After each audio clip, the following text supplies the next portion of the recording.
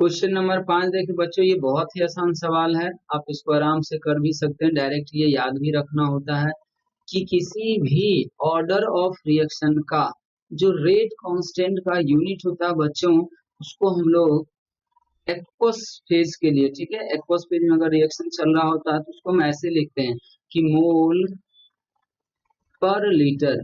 क्या लिखते हैं बच्चों? मोल पर लीटर पे पावर हम लोग क्या देते हैं? 1 माइनस एन।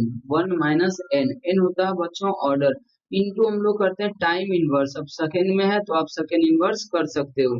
तो इस तरीके का यूनिट होना चाहिए। अब इसी को बच्चों को सॉल्व करके लिखेगा तो आपको कैसा लगेगा? ये इसी फॉर्मेट में आ जाएगा कि मोल पे पावर हो जाएगा 1 माइनस एन इंटू लीटर पे पावर -1, और ये फिर से मल्टीप्लाई होगा तो ये तो उल्टा हो जाएगा, मतलब n-1 आ जाएगा इंटू क्या आ जाएगा बच्चों? Second inverse. तो इस तरीके का आंसर हमें होना चाहिए। अब देखिए मोल पे पावर 1 माइनस एन, लीटर पे power n-1 into second inverse. तो ये आंसर क्या हो रहा है बच्चों? मैच खा रहा है, ठीक है। इसीलिए हम लोग इस तरीके से इसको हम लोग कर सकते हैं। अब ये कैसे आता बच्चों? तो इसके लिए आप छोटा सा एक इक्वेशन मान लें ऐसा कि ए से बी में कोई रिएक्शन है, इसका ऑर्डर मान लेते हैं एन है। ऑर्डर कितना बच्चों इसका? एन है। एन है तो ऑर्डर का हम लोग रिएक्शन मान चुके हैं। इसका रेट कांस्टेंट मान लेते हैं के है। तो अब सोचें कि अगर इसका हम रेट लॉ एक्सप्रेशन लिखते तो आप ऐसा ही तो लिखते, ठीक है। पे पावर ऑर्डर होता है तो ऑर्डर तो हमको पता है नहीं, हम एन मान के काम कर रहे हैं। तो अब सोचे के का अगर आप यूनिट निकालते हैं तो के का यूनिट कैसे आएगा? तो के यूनिट के लिए आपको निकालना होगा रेट का यूनिट और डिवाइड करना होगा कंसंट्रेशन पे पावर एन को। अब सोचें कि रेट का यूनिट क्या होगा एक्वस फेज के लिए? तो रेट का यूनिट बच्चों होता है मोल पर लीटर, मोल पर लीटर टाइम इनवर्स, या हम अभी सेकेंड लेक चल रहे हैं, सेकेंड इनवर्स हो जाए डिवाइडेड बाय ये है कंसंट्रेशन। तो कंसंट्रेशन को हम लोग मोलरिटी टर्म यहाँ लिखते हैं, मोल पर लीटर के टर्म में लिखते हैं। तो आप यहाँ पे अगर देखें बच्चों तो ये पावर एन है यहाँ पे, तो ये भी मोल पर लीटर है और नीचे भी मोल पर लीटर है, दोनों ही बेस सेम हो गया। तो क्या ये पावर घट जाएगा क्या? तो क्या आप इसको इस तरीके से नहीं लिख पाएंगे? मोल पर लीटर पे पावर कितना हो जाएगा बच्चों? 1 माइनस एन और इंटू क्या हो जाएगा? Second inverse. तो इस तरीके से हम इसको सॉल्व कर दिए। अब 6 नंबर क्वेश्चन जो देखें वो इसी से रिलेटेड है। एक तरह से देखें तो कह रहा कि which of the following statement is incorrect लिखा बच्चों। क्या लिखा? ये इनकरेक्ट, मतलब कौन सा स्टेटमेंट गलत है।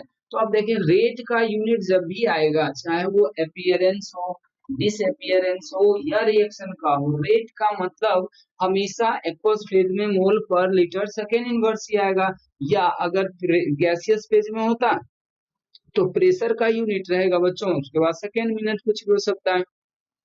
तो ये देखिए रेट है तो मिनट, ये एम सेकेंड इनवर्स सही होगा। फिर रेट है एम सेकेंड इनवर्स, ये भी सही होगा। और कह रहा है कि के का जो ऑर्डर होता है वो डिपेंड करता है, ये के का जो यूनिट होता है वो डिपेंड करता है ऑर्डर ऑफ रिएक्शन के ऊपर। तो आप देखें यहाँ पे अभी जस्ट निकाले हैं कि ये एन क्या था? ऑर्डर ऑफ रिएक्शन था, इसके ऊपर डिपेंड करा, ये भी बात बिल्कुल सही है।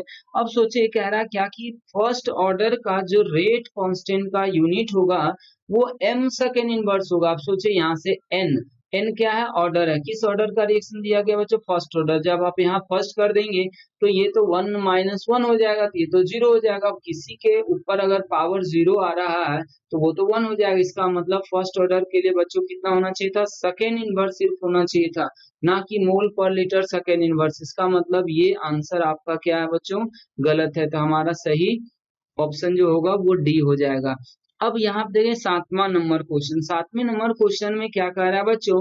कह रहा है क्या कि अगर हम केएफ और केबी को, केएफ का मतलब फॉरवर्ड रिएक्शन और बैकवर्ड रिएक्शन, जैसे देखिए आप यहाँ पे ऐसे सोच सकते हैं कि ये केएफ और केबी जब भी होगा बच्चों तो किसी न किसी रिवर्सिबल रिएक्शन के लिए होगा, किसी न किसी रिवर्सिबल रिएक्शन के लिए होगा। तो आप अगर एज्यूम कर लें इस तरीके से कि ये ए और बी क्या बच्चों, इस तरीके से कोई एक रिएक्शन है, तो फॉरवर्ड रिएक्शन का रेट कांस्टेंट दिया हुआ केएफ, बैकवर्ड रिएक्शन का रेट कांस्टेंट दिया हुआ केबी। तो कह रहा कि बताइए कि केएफ और केबी के बीच में क्या रिलेशन होगा अगर इक्वल मोल है रिएक्टेंट और प्रोडक्ट का। तो अगर आपको पता हो कि इक्विलिब्रियम प्रोसेस में ये जो होगा वो रेशियो होता है, इक्विलिब्रियम कांस्टेंट जो होता है एक्चुअल में किसका रेशियो होगा बच्चों, केएफ और केबी का।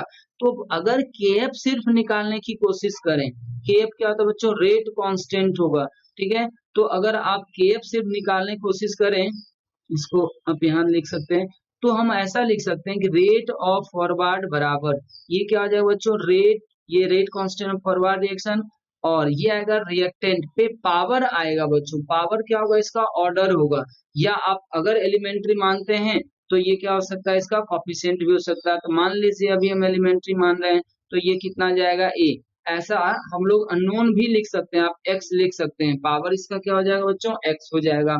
अब यहाँ से अगर देखें आरबी, तो आरबी के लिए भी क्या आ जाएगा बच्चों, के एफ, और ये आ जाएगा बी पे पावर कितना आ जाएगा बच्चों, फिर से इसका कॉफिशिएंट आ जाएगा कुछ ना कुछ सी, या आप कुछ भी मान सकते हैं।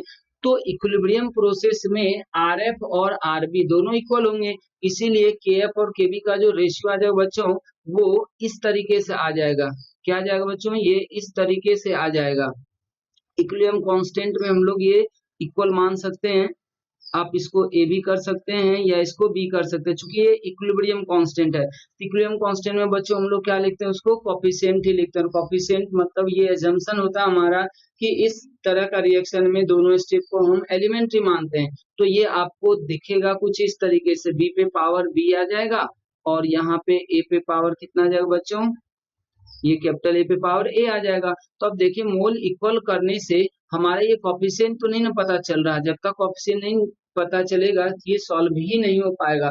इसलिए एक तरीके से देखें तो ये हमारा क्या है, वी कैन नॉट प्रिडिक्ट वाला ऑप्शन हो जाएगा, क्योंकि इसको सॉल्व नहीं किया जा सकता जब तक कि रिएक्शन का स्टोइकियोमेट्रिक कोएफिशिएंट नहीं देगा। क्योंकि इक्विलिब्रियम कांस्टेंट में फॉरवर्ड रिएक्शन और बैकवर्ड रिएक्शन का रेशियो जो होता है वो के इक्विलिब्रियम होगा बच्चों। के इक्विलिब्रियम को हम इसी तरीके से लिखते हैं कि बी जो प्रोडक्ट होगा उसका कंसंट्रेशन पे पावर उसका कोएफिशिएंट चाहिए, फिर नीचे हम लोग लेते हैं रिएक्टेंट का कंसंट्रेशन पे पावर उसका कोएफिशिएंट। तो यहाँ कुछ वैसा दिया हुआ नहीं है, इसलिए हम यहाँ पे प्रेडिक्ट नहीं कर पाएंगे। तो इस तरीके से हमारा ये 7वां नंबर सवाल सॉल्व हो जाएगा।